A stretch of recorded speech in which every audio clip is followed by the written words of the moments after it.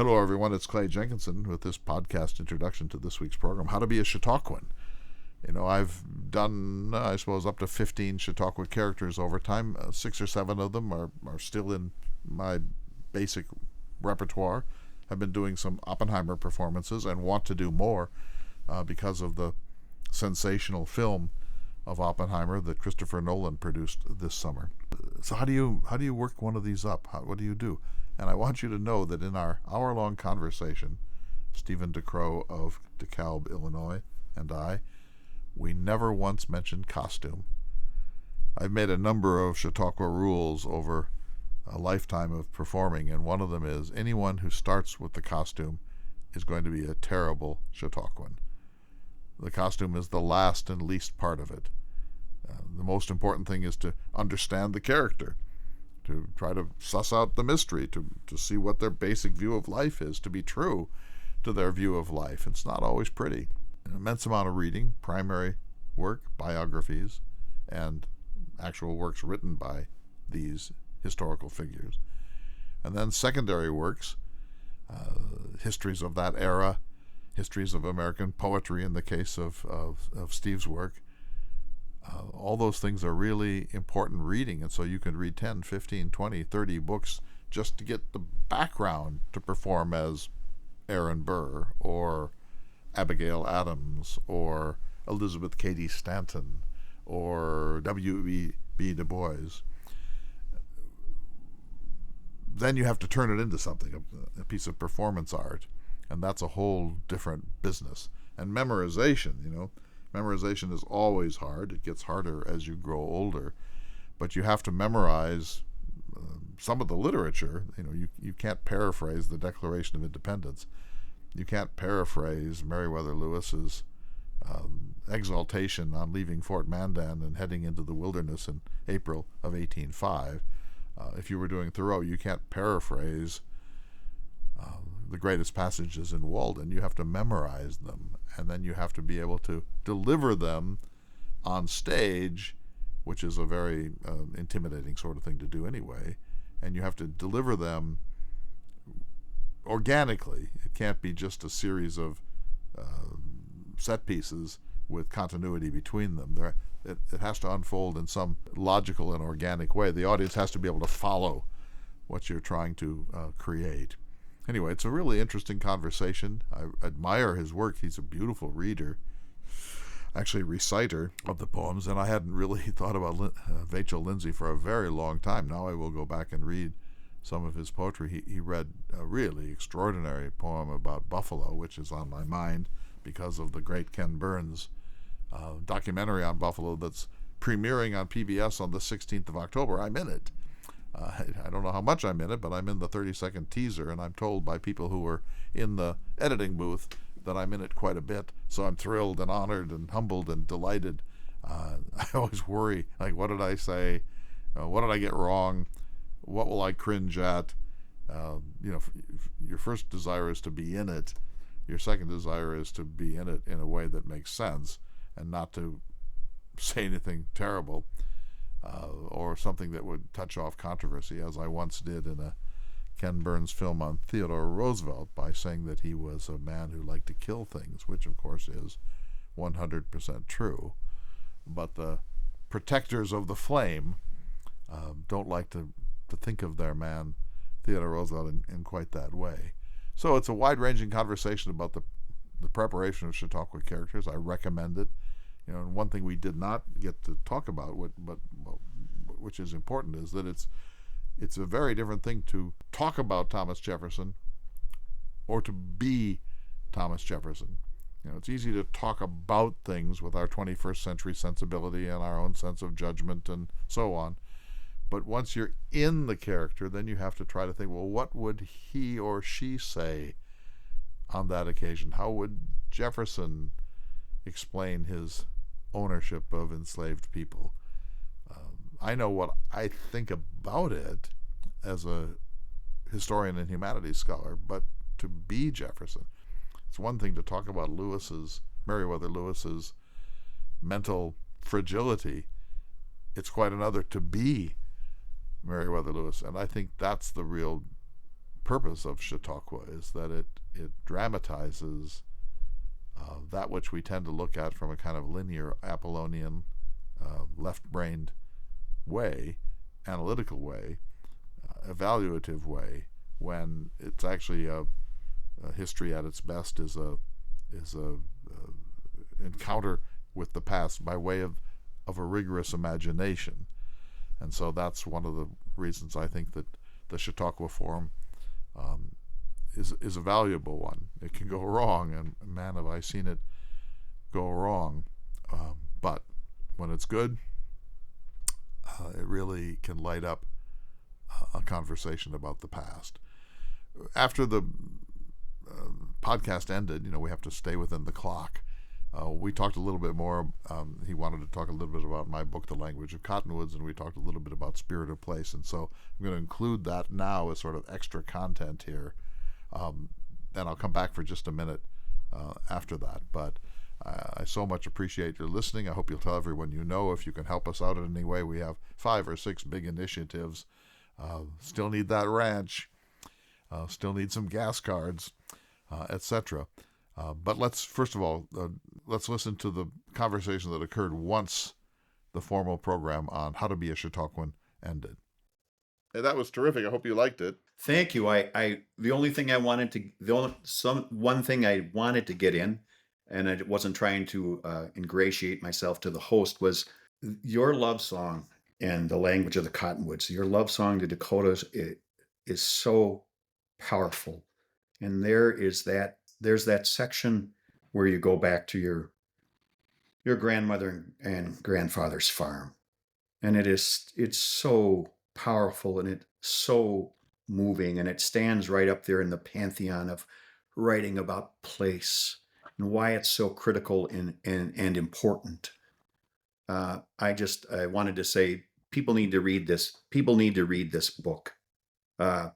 Lindsay's Gospel of Beauty is really, in some ways, is talking about the 7 points you have about, the remedy. We need to really support artists. We need to write about North Dakota. We need to do art about it. We need to we need to take students out on buses to see North Dakota, feel the wind in the prairie and see these places. And we need to get out into nature. I mean, that is tied in with, that's so Lindsay, and it's beautiful writing. You should be so proud. Well, you're very kind. I appreciate it. I loved writing the book. I do believe that Spirit of Place is everything. When people say to me, why would you live in North Dakota? Which is a good question, because North Dakota has become a hard red state. It's sort of Tucker Carlson's America now, or at least it pretends to be. And this really is disturbing to me. I'm absolutely fine with conservative, even strong conservative, but I don't like angry, grievance, rage, vendetta conservative. Retribution, I guess, will be the key word in the future here. That really seems to me to be degrading to the human spirit, and I don't know where that came from, and I don't know how soon we're going to work it out of our system, but we have got to. So I believe in Spirit of Place, and so I moved here not for the politics and not for the boutique restaurants and theater, not for the vibrant book culture. I moved back to my home because I believe in the Great Plains, and I believe that I am a child of the Great Plains, and that if I'm so glad I wasn't born in Milwaukee or Providence or Tampa, because there's something about the Great Plains that that evokes bison and Native Americans and cottonwood trees and lazy rivers and endless seas of grass, and a sense of being swallowed up by the sheer immensity of America's grasslands. And I absolutely love that. But it comes at a price. But I can't imagine my life without Spirit of Place somewhere near the center of it. And I was hoping in that book to evoke that in a number of different ways. So I appreciate that very much, Stephen. So that was really kind of Stephen to say about my book.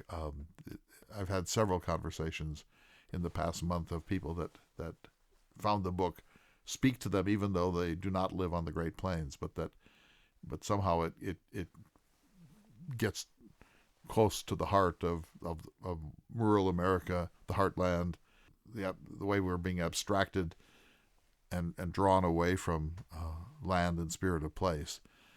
So fantastic, and every author's greatest dream is that somebody somewhere reads the book in the spirit that she wants it to be read in. And so when people do, it's better to have that comment than to sell 150 books that people are maybe going to glance into and maybe not.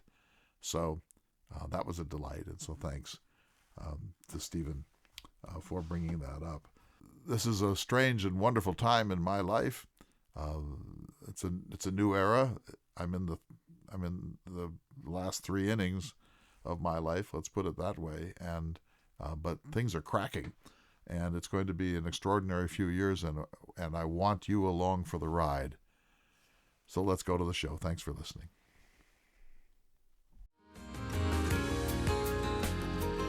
Hello, everyone, and welcome to this special edition of Listening to America with Clay Jenkinson. Today, the Chautauqua method. I'm talking with Steven Duchrow of DeKalb, Illinois, about how you create a Chautauqua character. By Chautauqua, I mean a person who dresses up in costume and presents spontaneous monologue in character, in the character of Abraham Lincoln, or the character of Abigail Adams, or in my case, Theodore Roosevelt, Thomas Jefferson, and others. And Steve, as I understand it, you've been involved in promoting the arts now for many, many years. You're now retired, and you've taken on the character of Carl Sandburg. Yes, 2 characters. Vachel Lindsay, that I've been doing the Illinois Prairie Poet, and then lately Carl Sandburg. So Sandburg is 50% there. You haven't done a performance yet, a public performance. Well, actually, I did a 20-minute performance at the Kiwanis. That was my launching point. What possessed you at some point in your career to cross this boundary of not just talking about Vachel Lindsay or Carl Sandburg or other poets, but to want to portray one or two of them? I think there's a formula for this, and I can briefly outline, and then we can talk about them. But it's words, it's place, it's the great characters, and it's story and art. And those 4 things are all bound together. And it starts really with the words, as Sandburg would say, wise, keen, beautiful words. Shakespeare, words, words, words. I think we hear those words. When I first heard those words, and I first heard Lindsay's Gospel of Beauty, those words, they animate you. They get inside you. You have to say them, and you're almost, I don't know if you feel this way, you're almost possessed in that you have to say them for other people because you believe in them so strongly that since they've animated you, you feel that if you stand in a public square, you say them to other people, that it will animate them and move them forward toward whatever end that is, whether making the democracy better, furthering the Enlightenment, stopping, economic forces and industrialization from rolling over people. You feel like those words matter and they make a difference. Sure, but that doesn't mean you need to dress up as that character. You could be giving talks where I'm going to recite several poems by Sandburg, maybe a few sonnets from Shakespeare, an elegy by John Donne, but you decided in addition to that to, in a sense, become those 2 characters. Why? Well, I think you fall in love with them. You fall in love with their ideas, and it comes back to I don't want to be like a cover band where I'm dressing like Robert Plant. You want to give the appearance of, and hint at what Lindsay is like and what Sandburg is like, and hopefully that adds to the words. It doesn't detract from it. I think it's adding a level of theatricality that hopefully enhances and does not detract from these words that you consider so critical. Understood. Are you a natural born performer? Probably yes and no, because my training really is all informal. When I grew up, you saw these characters in the place that you lived, and you saw the way that they talked. And I was drawn to people who, like my history teachers, Mr. Zick and Mr. Belanger. They performed the work. Mr. Shannon, my English teacher, these words were alive with them, and they performed them, and they had timing, and they had comic timing, and they were passionate. And so you see that, you see your uncles telling stories in small towns, which I grew up in a small town. You hear these stories, and so that sense of theater, sort of becomes you, when you start to notice, well, that was really funny, or he paused just a little bit before they delivered that line. And so you begin to see these things, and then hopefully use some of those tools when you're in front of people and trying to say these words that you hope will inspire them. So you're Illinois. You could be performing as Abraham Lincoln. You could be performing as Everett Dirksen. There are a range of historical characters that have a Illinois connection. And of course, you don't have to stay within your lane. You could be performing as Alexander Hamilton or Aaron Burr, or Gerald Ford for that matter. But you want to do poets, not historical figures per se. No, I would do historical figures. I would do that. I find my hands are full with these two. And, I may do Sandburg's Lincoln, but probably not as Lincoln, probably as Sandburg talking about Lincoln, because, he wrote, he wrote more words than are in the Bible and more words than Shakespeare wrote just about Lincoln alone. And 10 volumes, isn't it? It may be 6. I know it took him decades to write it. Sandburg started writing out, he just wanted to write a children's book about Lincoln. And then suddenly he worked on the Prairie Years, and then he worked on, the 4, 5, 6 volumes of the War Years. And he would say things like, "Ain't it hell the way the book walks up to you and makes you write it?" Because he was compelled and had to flesh out Lincoln because he felt he was so important. But Sandburg and Lindsay now. Aaron Burr would be interesting and fun, and then you and Hal could mop the floor with me during some type of a discussion. I don't know. I think Burr was the cleverest of the three. He might not have been the most learned or the man of the greatest integrity of the trio, Hamilton, Jefferson, and Burr, but Burr was an extremely clever and resourceful figure. So just now, when you were sort of talking about Sandburg's multi-volume Lincoln, you went into kind of a gruff, gravelly voice. Is that how he sounded? He had that. He sort of had that soaring voice. He was Swedish, and he was around a lot of immigrants, so he picked up that language of place, that music of place. He was really attuned to that. He was a prairie poet, and his whole driving force for poetry was that the American people were his subject, and the vehicle, their language, was his vehicle.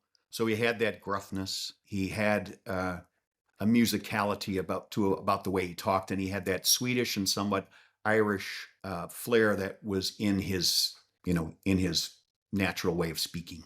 Talking to Steven Duchrow of DeKalb, Illinois, about Chautauqua characters. Do we have audio of Sandburg?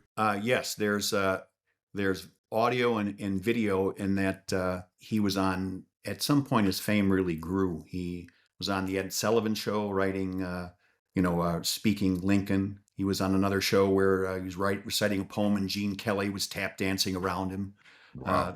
So he was, on television and radio, he was quite pronounced. So that's around, so you can hear him, and it's worth it.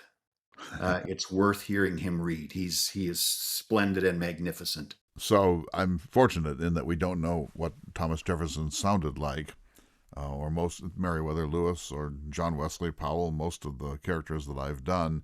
Only 2 do we know what their voice quality was. One is Theodore Roosevelt. We have 7 or 8, sort of not very interesting audio clips of Theodore Roosevelt. He, in the 1912 Bull Moose campaign, he sat down with the new world of phonograph and recorded a few campaign speeches, but he lowered his voice, and it doesn't really capture him, but we do know that much about him, and we have many descriptions of how he talked. But I make almost no attempt to recreate the language. I come at it as a historian, as a humanities scholar, and I use the character sort of lightly as a delivery system for their outlook on the world and their ideas. But let's back up, Stephen. When I met you again a couple of years ago now in your part of the world, I was doing a one-man Shakespeare sort of thing, and you announced that you were interested in doing Carl Sandburg and wondered if we could communicate about that. And I was, of course, glad to do that. So let's start with Chautauqua 101. You chose this character. Now what? Well, you choose the character, and then there becomes that research process, and that and wrestling, or as Sandberg would say, wrestling with the words to get them in you, to feel them, so you can pick the material, because there's so much material to go over, and learning that. And then again, I gave a bit of Sandberg's voice, but I think you have to be careful not to do a voice. That you want to give the flavor of somewhere between you and Sandberg, and then deliver that faithfully. Somebody like Vachel Lindsay, it's not like there's people knocking on my door, to to have me recite Lindsay. But you try to go forth, and you try to find platforms and places where people will allow you to perform these characters, and say these words that are so important, and are really bound up in place, or spirit of place, or place making. Because that's, I think, what a lot of some of the characters you're talking about, but Sandburg and Lindsay especially, they were, place mattered. Place was democracy for them.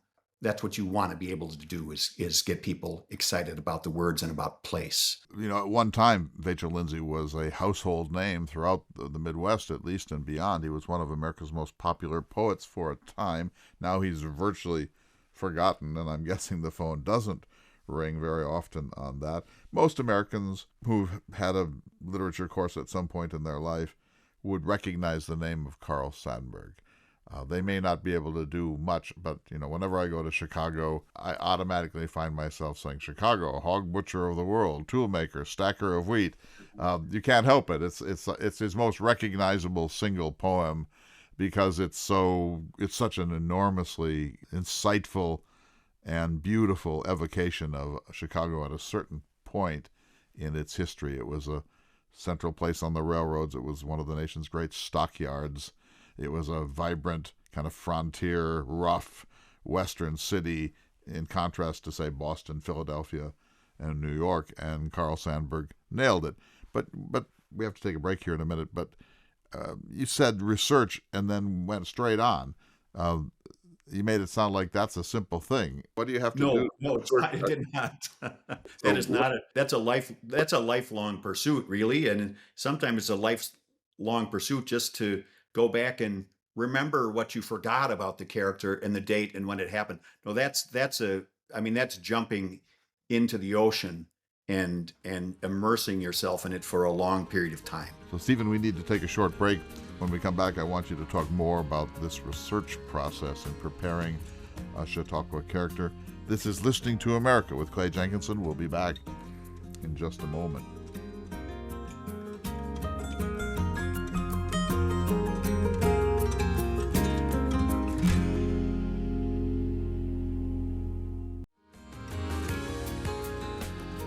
Welcome back to this special edition of Listening to America. I'm speaking with Steven Duchrow about how to create a historical character. I do 8 or 9, have done more in the course of my life. You do 2. You've come at it from a background in the arts. I come at it from a background in English literature and the humanities. So research. If I were going to start with Carl Sandburg, I would do the following. I would start by going to Wikipedia or Britannica Online and reading a simple 3-page biographical sketch of the person of Sandburg, so that at least I knew when he was born and when he died and so on. I assume you do that, but you probably already were familiar enough with both Vachel Lindsay and Sandburg to not be starting from scratch. But then what? How do you come to terms with the life of a complicated person like Carl Sandburg? What do you read? It's lucky now that we can go to Wikipedia. Before, you were knocking around in old bookstores. I remember going to cities and looking in the phone book and going and looking for old books. And now at least we have that the ability to, to find some of all of this material. You get anything you can. For Lindsay, it was adventures while preaching the gospel of beauty, which is essentially what I portray with Lindsay, these solo, penniless walks as a mendicant and beggar across the country with the absurd notion of, I'm not going to carry any money, I'm not going to carry any baggage except for my poems and the gospel of beauty and a few drawings. And I'm going to arrive on people's doors and saying, I'm the peddler of dreams. And if you allow me to recite tonight, I'll give you a reading in exchange for food and lodging. And if somebody did that today, they'd arrest. But Maybe, yeah. so you start reading the prose of them if it exists. Adventures while preaching the gospel of beauty, a handy guide for beggars. You have his collected poems. You find his letters. You start searching on Abe Books for essays that have been written. You find dissertations and pull, but you're constantly looking for this late at night when Netflix is on and you're just tired. You're on looking. It's like, oh, there's a dissertation on Lindsay. There's a book called The Other Sandburg where somebody's saying, well, he was really a socialist and boy, he was, really radical and nobody talks about that. This citizen, this beloved citizen, that's not who he was. So you begin to look at all these different sources, and I think you travel. I haven't traveled to Virginia to see where Lindsay's maps and letters are. I do need to go to the University of Illinois. I don't know how to describe it. It's just this ravenous, like, I know there's more. Maybe this history isn't complete. So maybe this guy spoke at the Lindsay House in 1978. That pamphlet's not even around. Let me order that for $50. And then here's this promotional item that Lindsay is 10 lectures on cultural diversity delivered right after the race riots in 1908. I got to get that. So you start just immersing yourself in finding all those sources, reading them and putting the story together. Are you taking notes? Sometimes I find it helps. It helps to get these notebooks and write things down and come back to them. And you were very helpful in suggesting, come up with one page on these certain sections of a character and be able to review them and going over them and then putting together Sandburg. That's what I've done, is start to take his ideas about millionaires and definitions of poetry and the people attacked him and put them onto succinct pages so you can kind of get the essence of him. When I started doing historical characters, let's just take Theodore Roosevelt, for example, one of my more recent characters. I start by creating a basic timeline of his life. Born 1858, died January 6, 1919. 24th President of the United States. Also New York City Police Commissioner, member of the U.S. Civil Service Board, hunted in Africa 1909, 1910, explored one of the last unknown rivers in the Amazon basin, 1913, 1914, nearly died, lost a quarter of his body mass. So I start by making sure that I have, if someone asked me in an elevator, what do I need to know about Theodore Roosevelt? I'd have a little biographical epitome. And I write all that down, but that's the easy part. But I would try to cram into one page of typescript everything that you have to know, everything that's absolutely essential to know about that incident. So that 2 years from now, if someone calls and says, oh, please come to DeKalb to do a performance as Roosevelt, we want you to talk about the wildlife refuge system. On the plane, I can be paging through. I create these sort of notebooks that have the sort of glassine slots. I can be paging through until I find the one pager, as I call it, on the wildlife refuge system, and then I go over those facts. Okay, that was 1903. The Attorney General was Philander Knox. The first one was in Florida. There were 51 that followed. They weren't named wildlife refuges. They were called federal bird sanctuaries. And all that data is on a single sheet, which for Jefferson would also be the circumstances around which he wrote the Declaration of Independence in June and early July of 1776. But they helped me organize my thinking and remind me that this is about story. This work is about stories. It's not about abstractions, although there are some. And so I found that to be an extremely useful method for me. Not everybody would do it in the same way. And as you know, I'm militant about not having a memorized script. Yes, very, very. It forces you to be concise get the main facts together. I find once you get into this, you not only start to try to find out what Lindsay was like and Sandburg was like, but now you know, when you do John Wesley Powell, now you find Gilpin, and then it's like, well, what about him? Or with Sandburg, now there's Edgar Lee Masters. So now there's his relation. Now there's William Butler Yeats. You know, there's a connection of Yeats and Lindsay, and now there's Sandburg and Lindsay. How did they get along? What letters are between them? There's Lindsay and Hamlin Garland. Like Garland was a big supporter of Lindsay. You know, you start to run into these other characters, so it just begins to grow and to grow and gets bigger and bigger. So pulling it down to one page forces you to make some choices about material and get the stories, because you're right. The trap is memorizing, and it's also the hard part because you do have to memorize some of it. It really is. Randy Otto talked about, he does a wonderful Churchill, and talks about this wonderful encounter with Hal Holbrook. He said, you know, Hal said it's the stories, like, you know, and it's transitions between that really matter. Thank you, Randy, for sharing that with me. But that's it.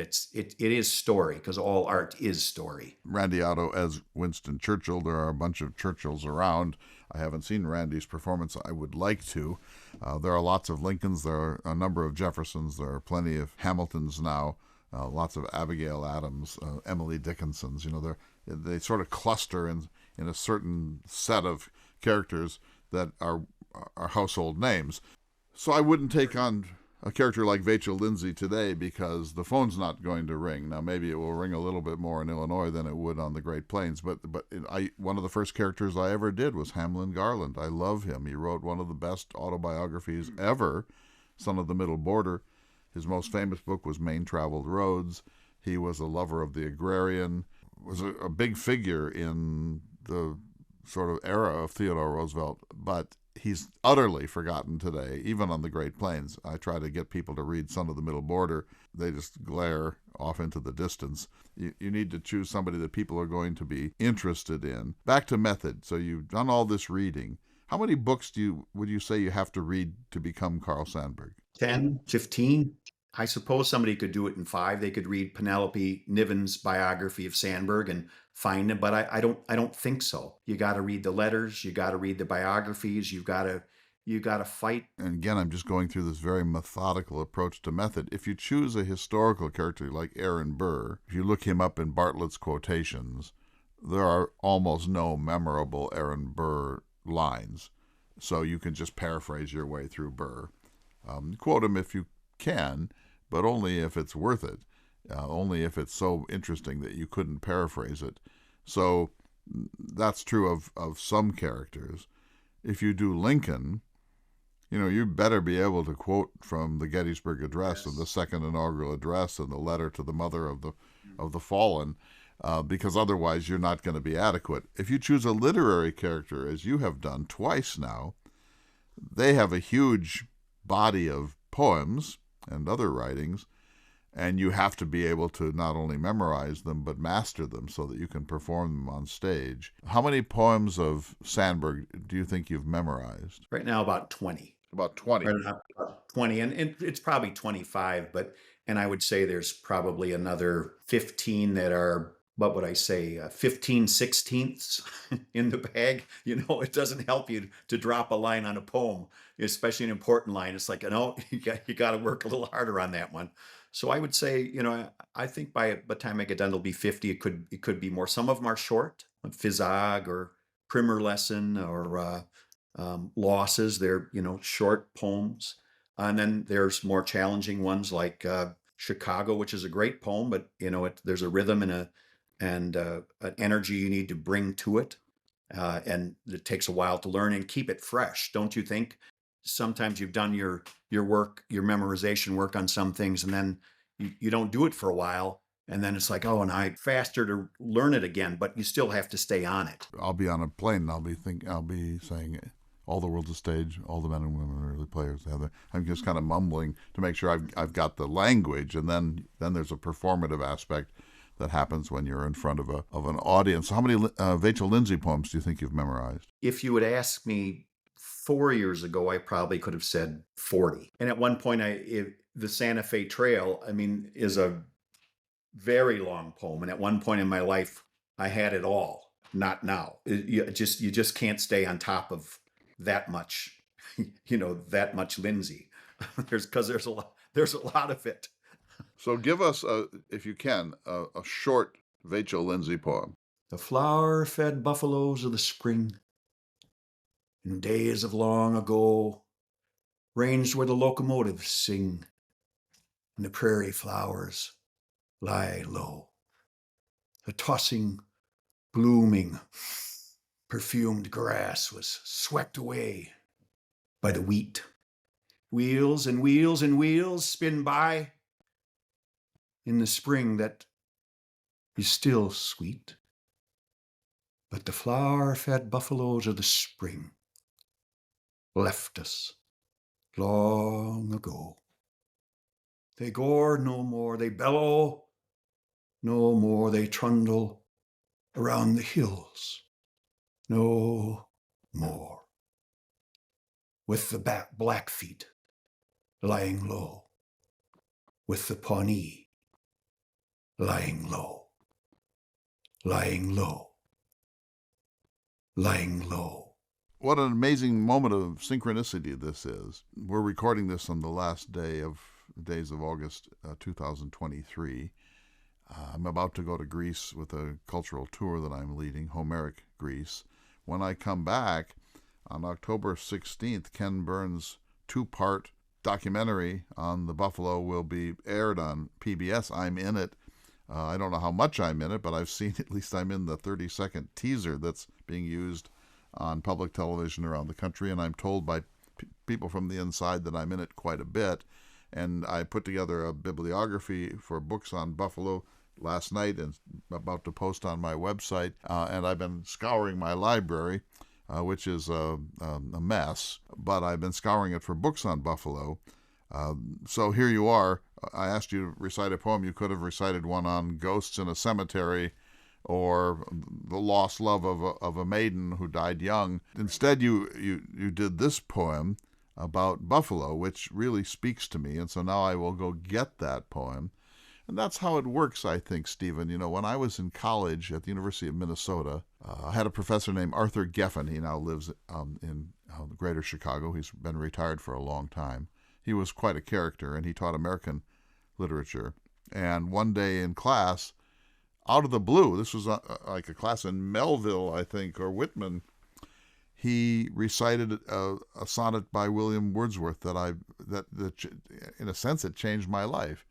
The world is too much with us, late and soon. Getting and spending, we lay waste our powers. Little there is in nature that is ours. We have given our hearts away, a sordid boon, and on and on. And when I heard it, I was mesmerized.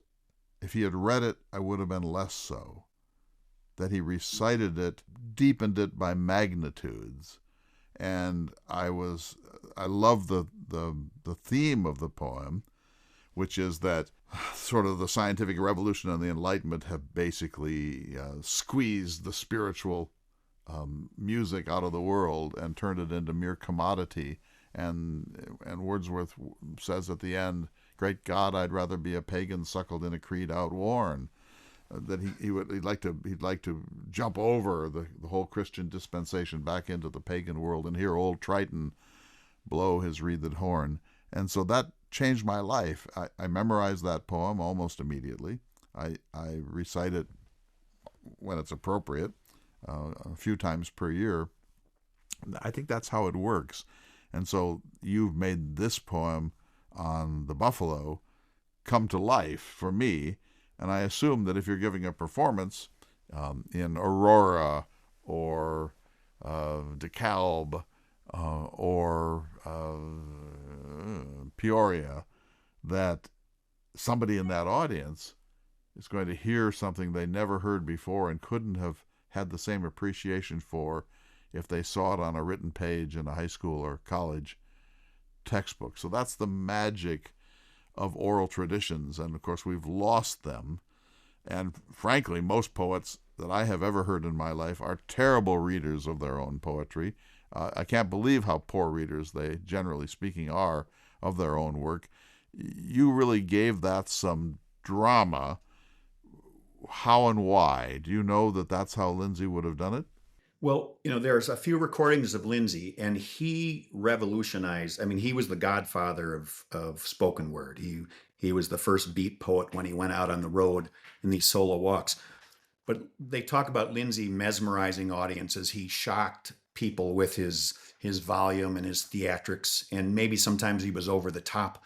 But so there is Lindsay reading that poem, and I'm kind of giving my own flavor. And the recordings of Lindsay, I don't think do him justice, but he was a great reader. You should go to Penn Archives or Penn Sound and listen to him read "The Virginians Are Coming Again," or the Santa Fe Trail. You really get the quirks of Lindsay in there, but I think it's diminished by 50%. I think you got to listen to him and then add another 50%, and now you have Lindsay.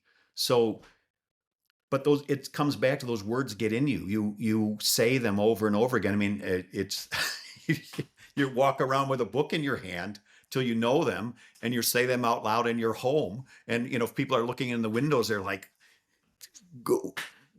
He really lives next to us, because you have to say these words. You have, so hearing that poem and being touched by it, you want to bring it to life, and you're really animating the words. I think sometimes these poems by Sandburg and Lindsay and even Jefferson's words or Gouverneur Morris's words, "We the people," they're these sentinels, these silent sentinels that have been left somewhere, and they're activated when people read them. And if you read them in a public square to people, then you animate and activate these guardians, these words that are pushing us forward, not backwards. We need to take another short break here.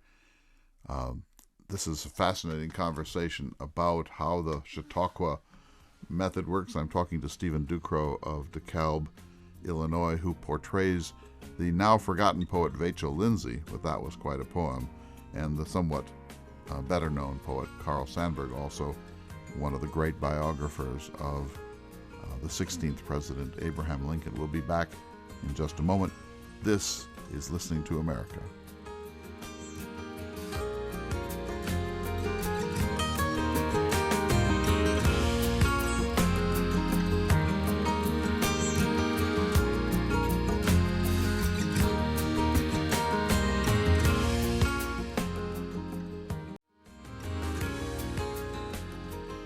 Welcome back to Listening to America with Clay Jenkinson. I'm talking with Steven Duchrow of DeKalb, Illinois, performer of Chautauqua characters Carl Sandburg and also the poet Vachel Lindsay. So back to Chautauqua 101. You read 5, 10, 15 books. Clearly you start to memorize, particularly if it's a poet. At some point, you have to outline, so that sometimes I'm at a Rotary Club and you've got 20 minutes. Another time, I've got an hour and a half. Maybe you're on a media call and you've got 6 minutes. So you have to ask yourself, what has to be in any Sandburg program? You cannot give a Sandburg program without what? So what would you say that is?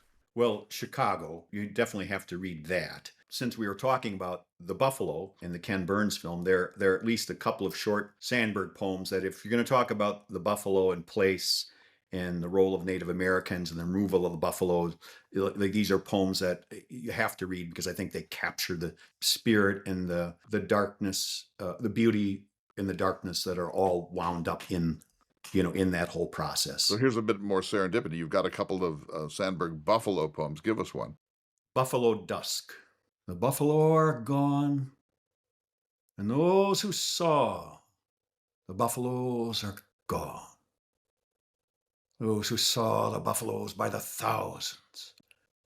They're pawing the prairie sod into dust with their hoofs, their great heads down, pawing on in a great pageant of dusk.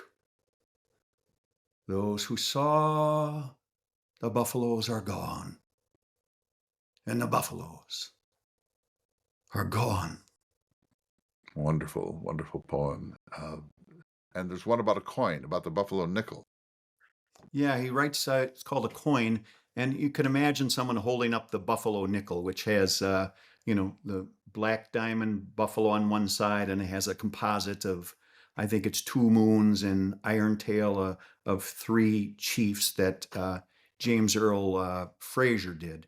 You could see this as a somebody saying, "Oh, we did this tribute to you." So let me see if I've got this one down. It's called A Coin. Your western heads here cast on money. You are the two that faded away, partners in the mist. Lunging buffalo shoulder, lean Indian face. We, who come after where you have gone, salute your forms on the new nickel. You are to us the past. Runners on the prairie, goodbye. So this one is not as good a poem as the other one, I don't think, but it moves me, and I'll tell you why. In my most recent book, Language of Cottonwood, Essays on the Future of North Dakota, I write about this. White civilization decided that free-range bison were incompatible with its mission. And so, partly by policy, but mostly in sort of just a kind of cultural dynamism, we essentially exterminated the buffalo. And at one point, we were down to fewer than 500 on Earth. At the height of when Lewis and Clark came through, for example, there might have been as many as 50 million. We erased them. And now that they're gone, there's a nostalgic commemoration somehow. Their nobility is in the loss. But we will ennoble them in their sense of tragic loss. I get it. I like that icon, but it's also, in a sense, deeply offensive because it wants to lock a nostalgia in for a creature that came so close to extinction that the gene pool has been an issue ever since. And so I love that theme, and I think Sandburg understands that. He's not a New York poet. He's not a Los Angeles poet. He's a Midwestern poet, right? Proudly, I was born on the prairie, and the milk of its wheat, and the red of its clover, and the eyes of its women gave me a song and a slogan. He's him and Lindsay. When you read about Lindsay, the building of Springfield, how they were both about place. They were crusaders for beauty and place, especially the Midwest. And it's one of the things that they really were roundly chastised for. I like to say that Lindsay and Sandburg had two original sins. One, they were born in the Midwest. And two, they wanted to innovate. And in the literary world, that's original sin. But getting back to the buffalo, I just started reading the Beyond the 100th Meridian, and in the notes that Wallace Stegner has, he claims that in one of the books they talk about measuring the tonnage of bones of buffaloes, and the estimate on the Santa Fe Railroad is the weight of the bones would have been 31 million buffalo removed from Kansas alone. Another gentleman talks about standing by the railroad tracks and seeing 12-foot high piles of bones going a half a mile in length. So you can't even imagine this, but these poems help us get to this tragic loss, I think. I agree with you. So not to get stuck on the bison, although with Ken Burns' film coming, I know this. Buffalo Bill became the Buffalo Bill. There were several contenders by killing the most number of bison in a single day in Kansas, and it was over 400. And when you read that, you think, it reminds me of a line from King Lear, as flies to wanton boys, so are we to the gods. I mean, what kind of a civilization would kill 400 buffalo in a single day as a kind of parlor bet trick? And yet we are that civilization, right? Right. And, Win Handman, the legend of American theater, that everybody's seen Win's work, and the actors of Win, it just asked that central question. What kind of a man would do that? And so when you're talking about Chautauqua characters, what kind of a man walks penniless across the country reading poems to people? What kind of a man does it? What kind of a man shoots 400 buffaloes and says, "Number one, I got it, Well, unchallenged. I'm the DiMaggio of shooting buffaloes." these are very different things, of course. One is an act of darkness and destruction Yes. and wantonness, and the other, in the case of walking across the country as a poetic mendicant, this harkens back to the world of Arabia and the Homeric poems and the great oral traditions of the world. There's a nobility about it. I think it probably worked then. I don't think it would work today because poetry has ceased to be central to American civilization. Most people I meet, including highly educated people, say, I just don't get poetry. I can't do poetry. And so today, I think Vachel Lindsay would have a rough walk. I want to go back to Sandburg for a moment. So what everybody knows about Sandburg, who knows anything about Sandburg, is that he wrote this immense biography of Lincoln, and that he wrote the fabulous poem Chicago. He was maybe a socialist, he was a reformist, he was a critic of American civilization, would have been seen in some circles as a radical. True. And as a socialist, what was he fighting for? He was fighting for better wages, safe work conditions, the end of child labor, 8-hour workday, 5-day work week. Fair with that. Everybody who said, "Well, he's a socialist," was like, but they're all embracing those things now. So at some point, he quit the Socialist Party and became more mainstream. But those ideas, his poetry was trying to give voice to the discarded and the voiceless. He believed in that, and he would say things like, "And if I fail at this task, it's because I simply could not do any better." He wrote The Dago Shovel Man, which is like one of the first poems that takes an Italian immigrant and treats them seriously and not as a comic character.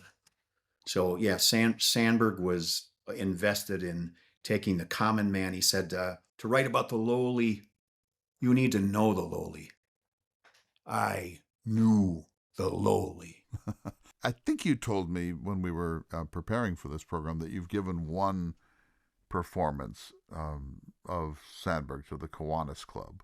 How many gigs per year would you want to do? 365 would be 366 in leap year. I'm saying that partly lighthearted.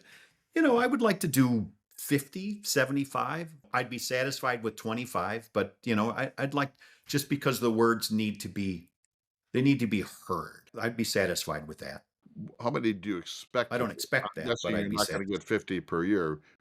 I'm thinking you're going to get 12. Yeah, I think you're right. Baker's dozen, 13. Is it worth it? Is it worth it? Absolutely. Of course. Because at some point before we're done, I do want to do a quick, I want to read and recite Vachel Lindsay's Gospel of Beauty, because I think you'd be interested in it, because it was his practical application of Jefferson. Let's hear it. All right. The things most worthwhile are one's own hearth and neighborhood. We should strive to make our own home and neighborhood the most beautiful, the most democratic, and the holiest in the world. The children growing up should become devout gardeners or architects or park architects or teachers of dancing in the Greek spirit, or musicians or novelists or poets or story writers or wood carvers or actors or singers or dancers. They should find their own talent and they should nurse it industriously. They must believe in every possible application of art theory to the thoughts of, the Declaration of Independence and Lincoln's Gettysburg Address. Oh, if led by the Spirit, they should wander the whole nation in the search of the secret of democratic beauty, at the same time with our hearts overflowing with the righteousness of God.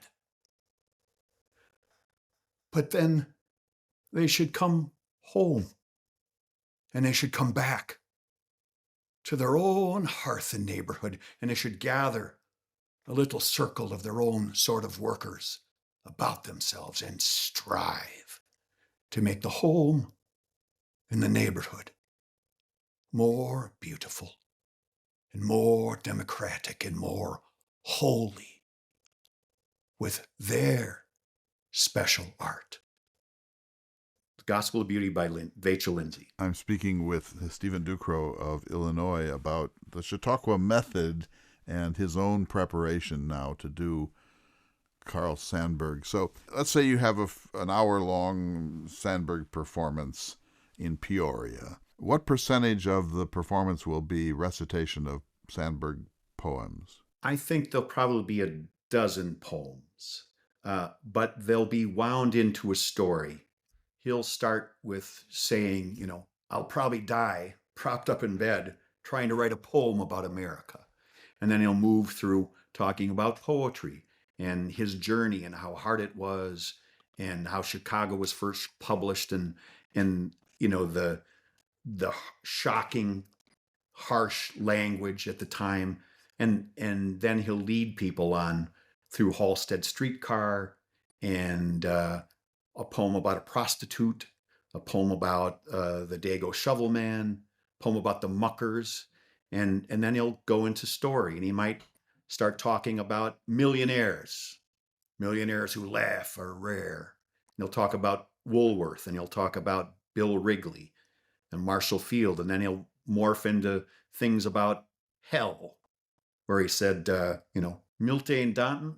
Milton and Dante wrote about hell, never saw the place. I wrote about it after living for years and years in Chicago.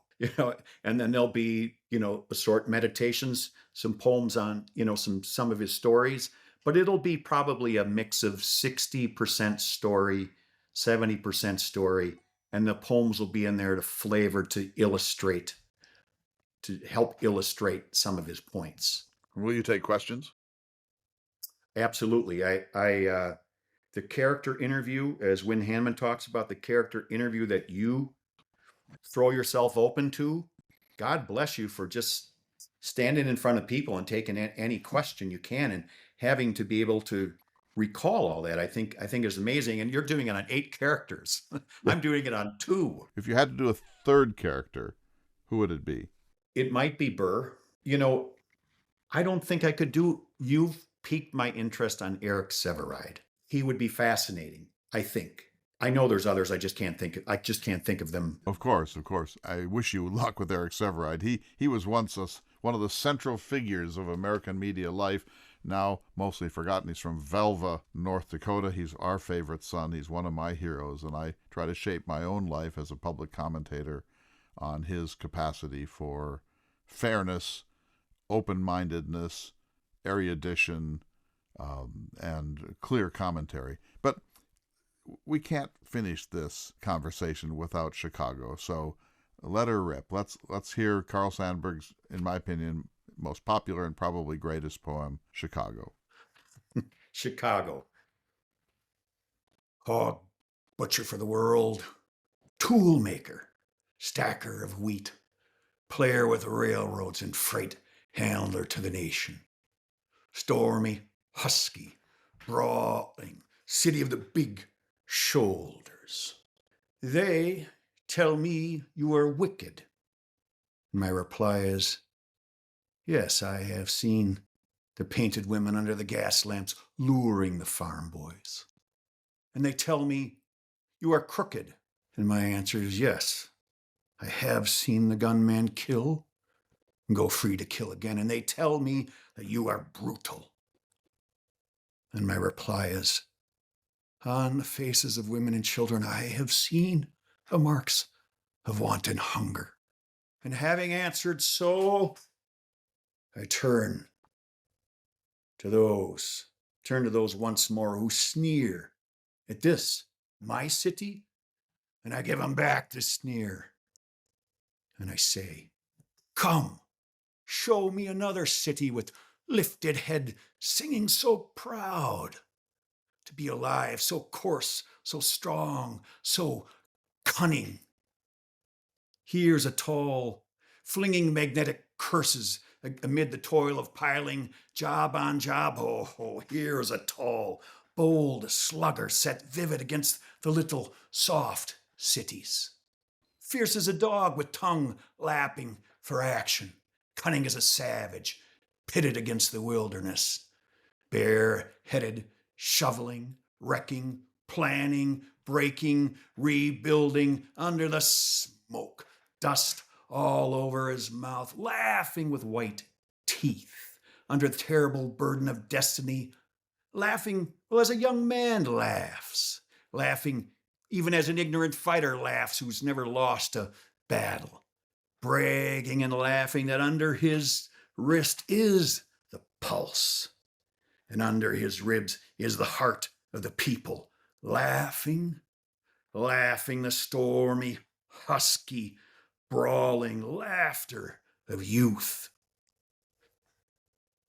Bareheaded, shoveling, half naked, proud to be hog butcher, tool maker, stacker of wheat, player with railroads and freight handler to the nation. What a magnificent poem. Darker than I remembered. So energetic, so dynamic in Chicago of that era. Unfortunately, we're out of time. Steven Duchrow, thank you. I want to see one of your Sandburg performances. I am coming your way in November to get back on stage with my friend John Williams. I hope to see you there. If you do Aaron Burr, you know how to find me. We'll get you on this program again and again. So thanks for your time today. To all of you, we'll see you next week for another important edition of Listening to America with Clay Jenkinson. Thanks for listening.